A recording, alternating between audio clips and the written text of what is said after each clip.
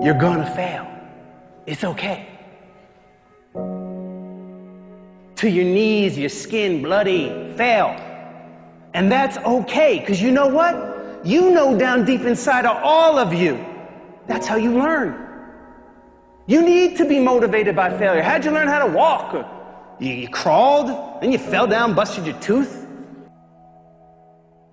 Got some blood in your mouth, get up and you walk. You will fail at some point in your life. Accept it. You will lose. You will embarrass yourself. You will suck at something. If you don't fail, you're not even trying. Failure is a part of the learning process, right? What's the risk of failure? What, you'll be embarrassed, or risk of failure? How do you distinguish failure from learning? In your whole life, failure implies that it stopped, that the game stops, right? If it's part of you're failing and then you learn, then that learning is part of the moving forward, right? So that is what the process is like. Fail, learn, move forward, and constantly do that because you're cutting edge. You're going where people haven't been before. Success is merely the hangover of failure. And that failure is an essential ingredient in creating a learning atmosphere for you so that you can accrue those learnings, those small incremental steps of failure, and collect enough learning so that you can arrive at success, right? I think we're taught in the system that failure is something that you should be ashamed of. Failure is for the dumb kids, because you get an F, or you get a D, right? You're not competent. You didn't comply. You didn't create the evidence of your worthiness. Success doesn't look like an A+. It doesn't look like 110 in extra credit. And failure isn't as simple as an F. And it's not always, like failure could be very gray, right? And being able to discern what you might arrive at an event or in your life where you think that, wow, I've succeeded, and you're getting the affirmation from all these outside forces. But if it's not aligned authentically with to who and what you are, it could very much feel like failure. Failure is part of life. I mean, the difference for me, though, is I look at failure as a stepping stone to success. It's a speed bump. I know I'm going to fail, but it's not failure if you learn something. And so, gosh, I've made so many mistakes. I've screwed so many things up, but every time I do, it just becomes a way for me to explain to someone else what it takes. It's like, here's what I've done. I think I have the ability to influence people because I talk about my failures. I talk about all the things that mess me up, but I show people that I didn't let it stop me, and you don't let it stop you. And I think that's really the secret in that area.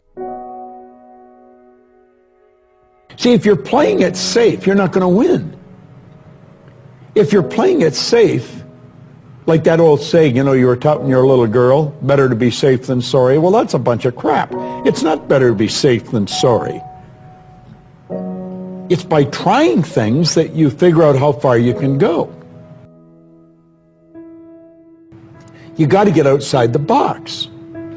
Like it's reported, Edison tried 3,000 ways before he built the incandescent light. He said he didn't fail 3,000 times. He said there was 3,000 different steps to building a light bulb. Well, there's different steps to get to where you're going. And I really do treat winning and losing exactly the same. I do not let it upset me. It wasn't as though in creating these companies that we thought that we would be successful. I thought that the most likely outcome was failure. But it was still worth doing, even though the odds of success were low. If you constantly remind yourself, after every defeat, after every setback, every time you get knocked down, I've got a saying, if life knocks you down, try and land on your back, because if you can look up, you can get up. See, a lot of people, because of failure, they stop believing. Let me share something with you. You will fail your way to success. Yes. 8 out of 10 millionaires have been financially bankrupt. You will fail your way to success. It doesn't matter how many times you fail. It doesn't matter how many times people tell you that you can't do it. It doesn't matter if you don't have a dime in the bank. You will fail your way to success. getting it wrong isn't that bad. That's the other thing. When we make mistakes, and we've made doozies like the Fire Phone and many other things that just didn't work out, we don't have enough time for me to list all of our failed experiments, but the big winners pay for thousands of failed experiments. So you try something like Prime, and it was very expensive at the beginning. It cost us a lot of money, because what happens when you offer a free all-you-can-eat buffet? Who shows up to the buffet first? The heavy eaters. It's scary. It's like, oh my God, did I really say as many prawns as you can eat? And so that is what happened. But surely we could see the trend lines. We could see that, you know, all kinds of customers were coming, and they appreciated that service. Like if I'm into an idea, the idea of losing never enters my mind. See, I have worked with giants. I had the good fortune of working with Sir Edmund Hillary. He was the first man to stand on top of the world. And I worked with him on 3 different occasions. And the only difference in Ed Hillary and Bob Proctor is in his size. Now, he's gone now, but he was a big man. And he shook hands with me. His hand wrapped right around mine. I felt like a dwarf, you know.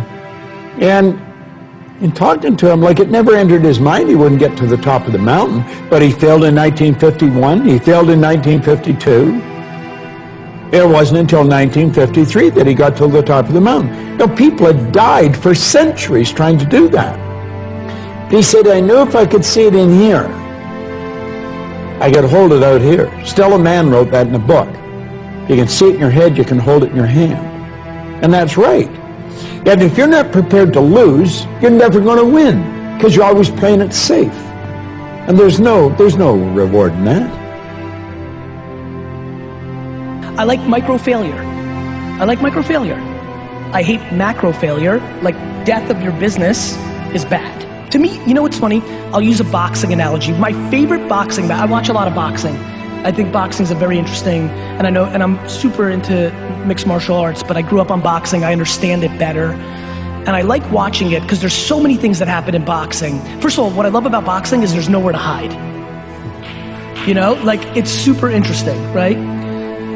There's nowhere to hide. Number 2, there's a scenario in boxing that I love the most. For some reason, there's nothing more interesting to me than watching somebody get knocked down in the first round and then go on to win the fight easily. It's an interesting psyche, right? And I like that, and this is what I'm thinking about it, which is like, here's what's bad in boxing and in business. Going into a fight, getting knocked the f*** out in the first round and losing the match. Bad. Getting knocked down and then having the adversity to readjust to what you got caught on and navigating it to easily win a fight is remarkable. That's how I think about entrepreneurship. The reason so many people struggle with entrepreneurship is you have micro failures almost daily, and they're very in your face. You can't hide. And I like that. I like failure because I think I deserve it. I hate when people don't respect the game. When I fail, it means I f***ed up. And I like that because I think people get audacious.